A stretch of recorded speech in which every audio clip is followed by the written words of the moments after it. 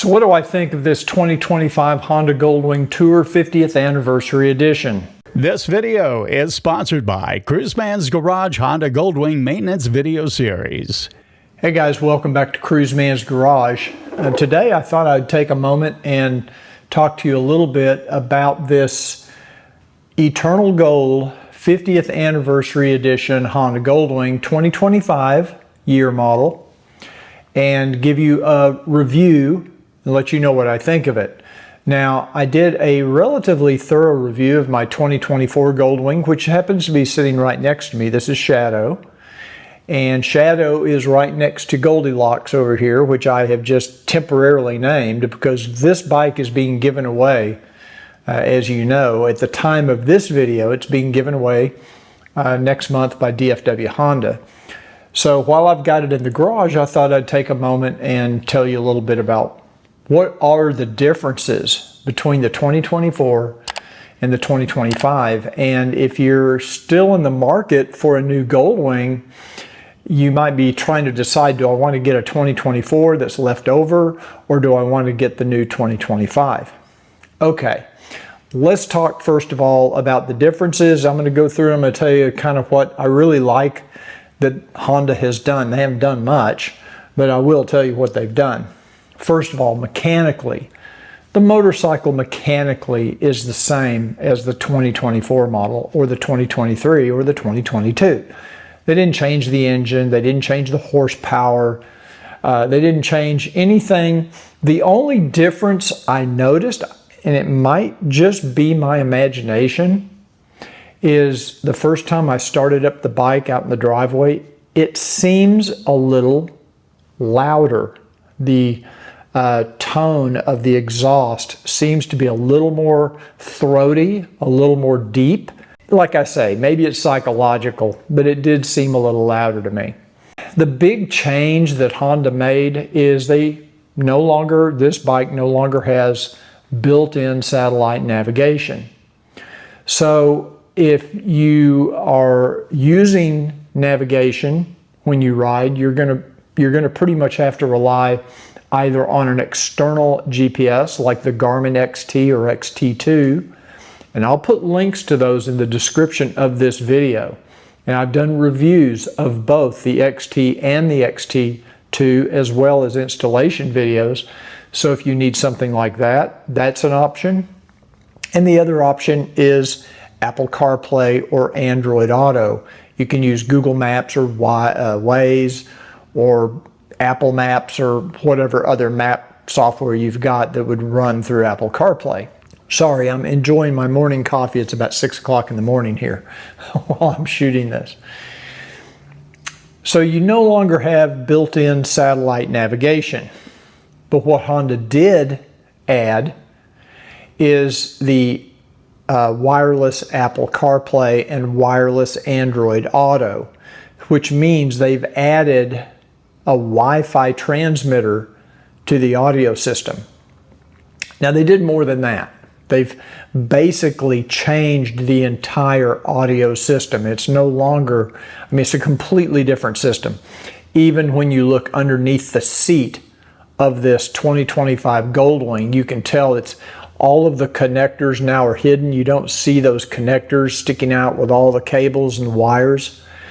They're all hidden underneath. So it's going to be a real pain if you ever need to work on it, because you're going to have to remove the audio system to unplug something or plug it back in. But that's a story for another day. So it is a completely different piece of hardware under the seat than what you had on the previous generation, which had been the same from 2018 all the way through 2024. I will say, and also the interface of the electronics package is completely different. So your radio interface, your XM radio, and it does still have XM radio. They still have a satellite receiver for the XM radio because you do have to subscribe, of course, but it is capable. It's XM capable. It still has AM, FM. Now, I am sad to reveal that in my tests, I can't tell any difference in the quality of the AM/FM reception. I turned my bike on, I turned this bike on, I tuned into the same radio stations. I can't tell a difference. They didn't change the location of the antenna. It's still in the top of this right saddlebag. So I don't know that you're going to notice any improvement in the sound or the reception of AM/FM. I've never had an issue when I had XM radio. I never had an issue with XM, Sirius XM. It always seemed to come through pretty cleanly, but AM/FM is pretty bad. So I don't know that they've improved that. The other thing they changed in 2025 is they did raise the price of the 50th anniversary models. Kind of interesting. It's only a $500 increase, so it's really not huge. It's not a bad price increase. And I personally think to have the wireless Apple CarPlay and Android Auto, it's probably worth that extra $500. However, you get the wireless Apple CarPlay and Android Auto on the Silver, which is the non-anniversary edition. It's still a 2025 model, but it has all the same features. It just doesn't have the 50th anniversary badging. And I have not seen the Silver yet. I think they were the last ones to ship. So I haven't seen one at a dealership yet. I'm anxious to see that. I think a lot of you are going to like that silver color. It might be the same as the silver that's on the front of this Gold motorcycle, which is really a beautiful color. If it is this same color, it's a really pretty color. The advantage to getting the non-50th anniversary edition in silver is it's the same price as 2024, so you save $500.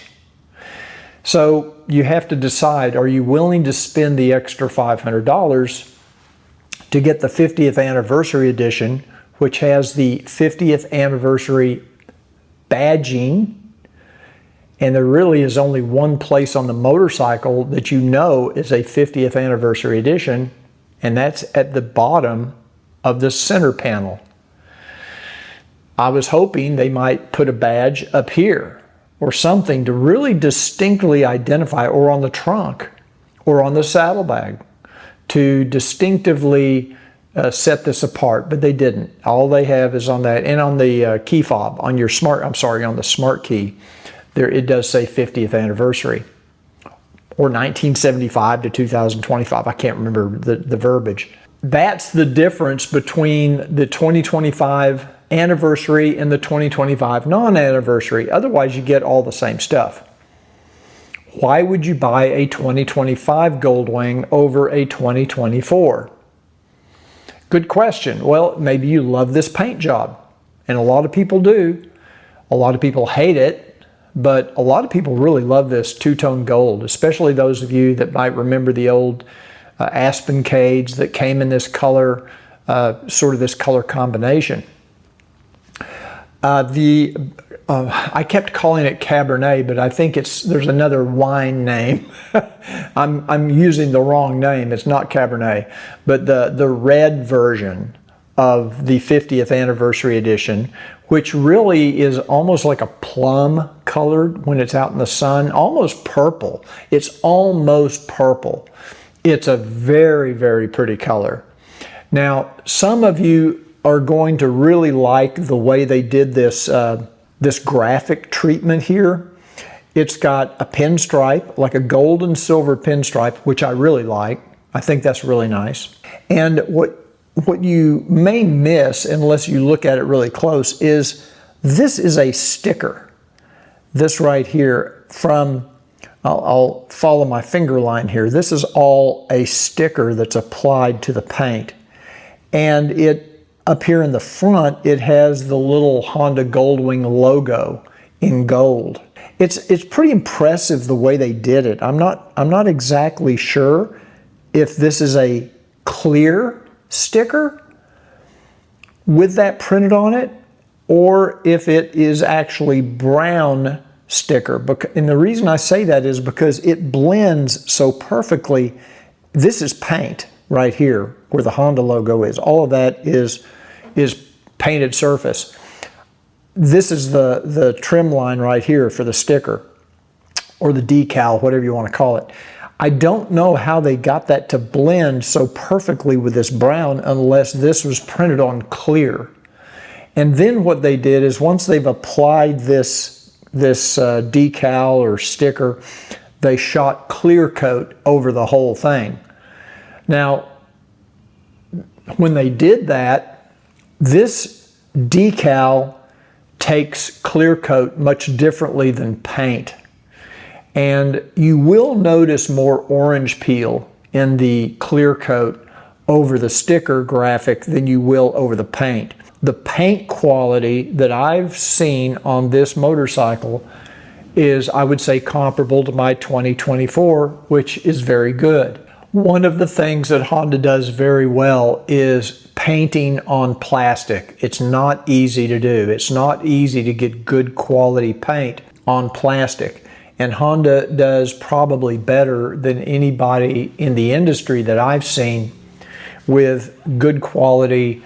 This is a pearl paint, so it does have some shimmer to it. It's not a single stage paint. This is probably a tri-coat paint. So it's very nicely done. Very, very good quality paint.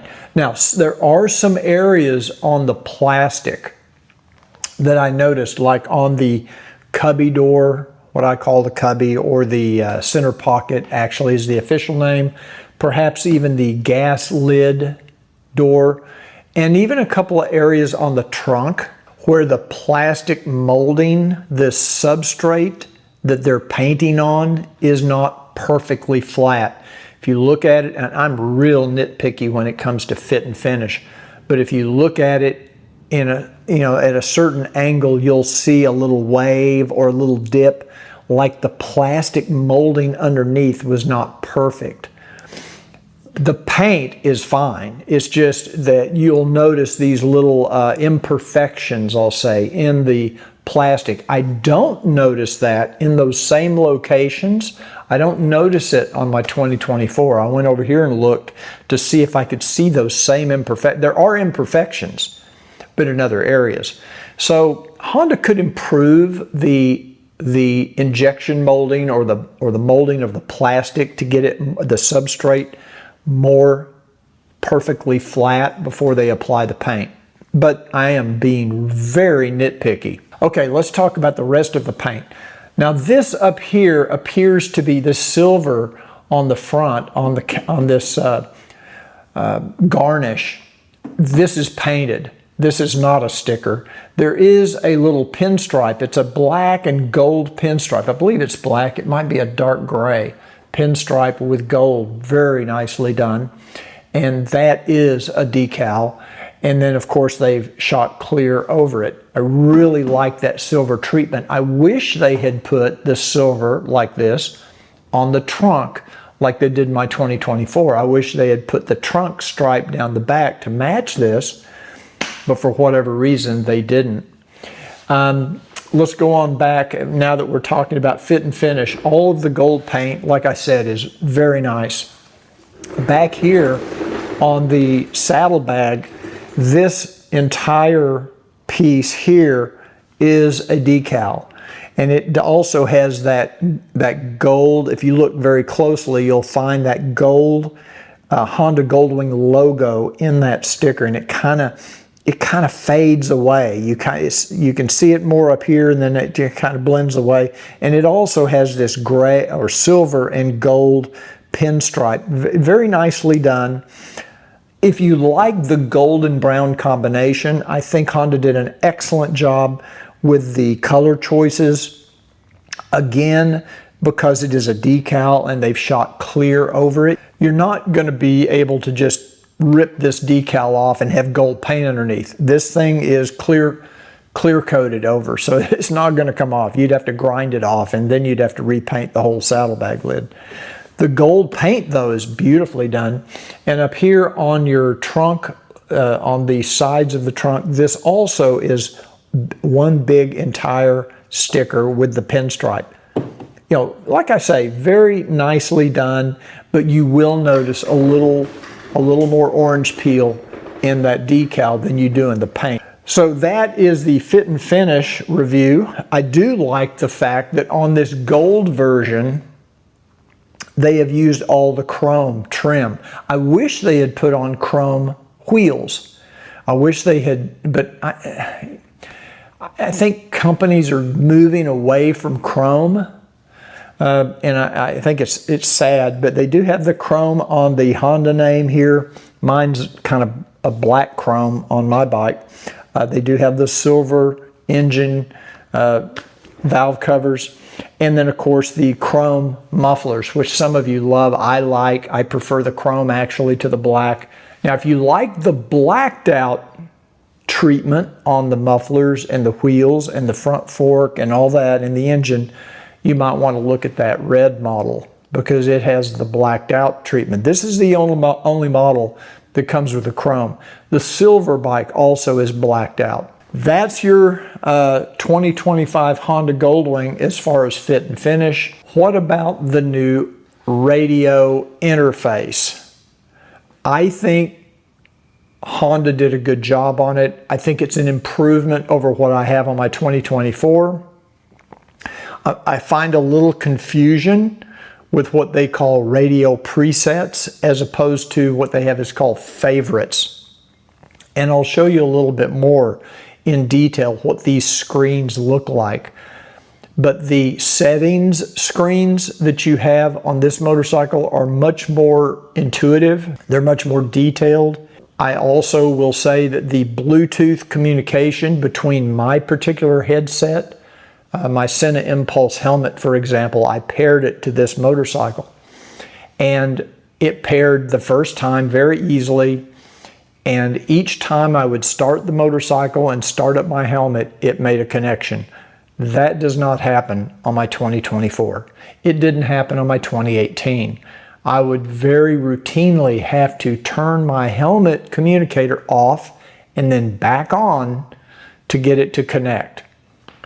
Not only does my communicator connect every single time on this new Goldwing, but once I got the Apple CarPlay set up on here, the wireless Apple CarPlay, it just comes up automatically.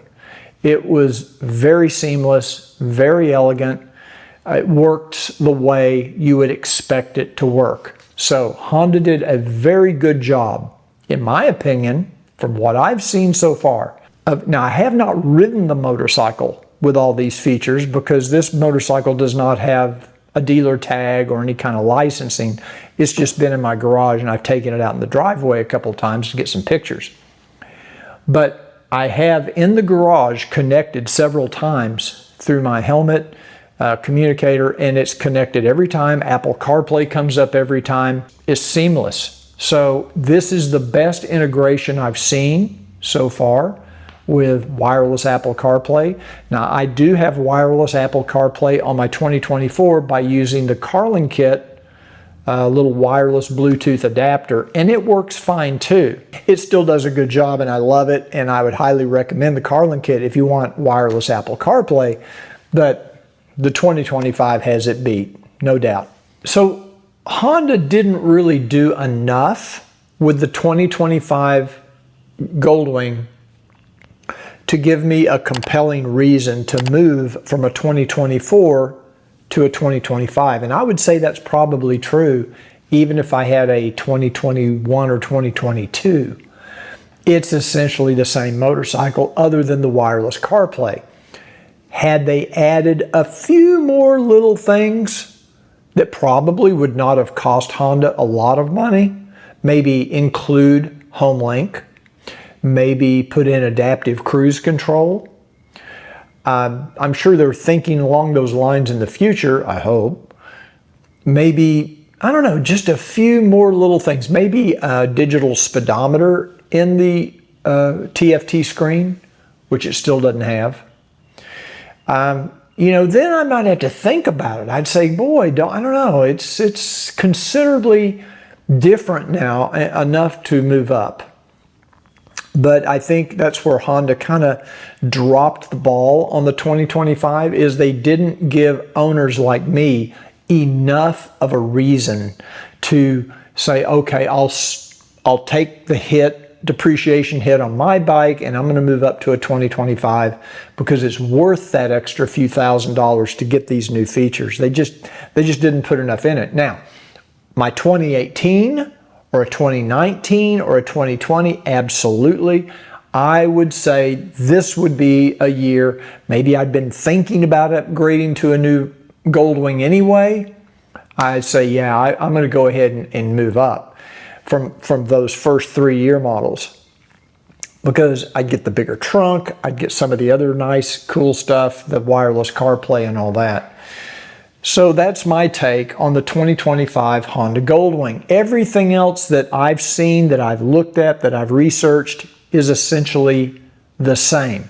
So let me know in the comments down below, what do you think of the 2025 Honda Goldwing? Now, I'm not doing a ride review of this motorcycle because it's essentially the same motorcycle as what I've got over here with the 2024, and I've already done a review of that. So if you want to see what my thoughts are on the ride, the handling, and all of that, check out my review. I'll put it up here in the corner of this video of the 2024 Honda Goldwing, because it's essentially the same motorcycle. I'm just reviewing what I think are the differences on this motorcycle from 2024. Let me know in the comments what you think. Oh, and by the way, if you like this video, do me a favor and give it a thumbs up, because that really does help my YouTube channel. Don't forget to sign up for my free email newsletter, where if I get some deals from aftermarket companies, sometimes they'll give my viewers a discount or a special deal or special offer or a first viewing of a new product coming out. If you're on my email list, you'll get that information firsthand. Also, check out my Honda Goldwing maintenance video series. If you have a 2018 to 2025 Honda Goldwing, my maintenance videos will cover everything you need to do or need to know to be able to maintain your own motorcycle. You'll save about $1,500 a year in dealer labor charges by doing your own regular maintenance. This looks like an intimidating motorcycle, like you'd never want to work on it, but trust me, it's not as difficult as it looks. Hey, trust me, if I can do it, anybody can do it. So thanks for joining me today. I hope you enjoyed the video. If you did, give it a thumbs up, and I'll see you on the next Cruiseman's Reviews. Until then, remember what I always say, ride often, but ride safe.